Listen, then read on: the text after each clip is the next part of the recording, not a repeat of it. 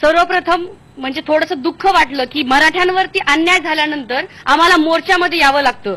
मोर्चा आम्ही या कारणानं काढला, आम्ही याच्यातनं थोडंसं पॉझिटिव्ह घेतलं.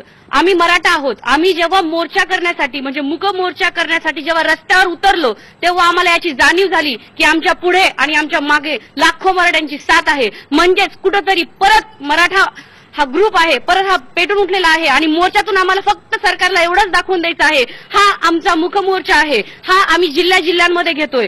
आमच्या या मूक मोर्चाला लवकरात लवकर उत्तर देऊन कोपर्डीत झालेल्या ज्या प्रकरणावरती त्या मुलीला आणि तिच्या कुटुंबियांना लवकरात लवकर न्याय द्यावा, नाहीतर आम्हाला या मूक मोर्चाचे मौन तोडावे लागेल आणि ज्या क्षणाला आमच्या या मराठ्यांच्या मूक मोर्चांचे मौन सुटेल तेव्हा या सरकारला सळो का पुढे होईल. त्यामुळे मी या IBN लोकमतच्या माध्यमातून फक्त एवढीच विनंती करेल तमाम मराठा प्रेक्षकांना आणि मराठा जे सरकार आहे त्यांना की लवकरात लवकर तुम्ही मराठ्यांच्या सगळ्या समाजाला एक न्याय मिळवून द्यावा आणि कोपर्डी प्रकरण हे लवकर फास्ट ट्रॅक कोर्टात घेऊन मला एक सांग, फक्त कोपर्डीचा निषेध म्हणून मराठा तरुण या ठिकाणी आलेत का आणखी वेगळे तुमच्या मनामध्ये राग आहेत?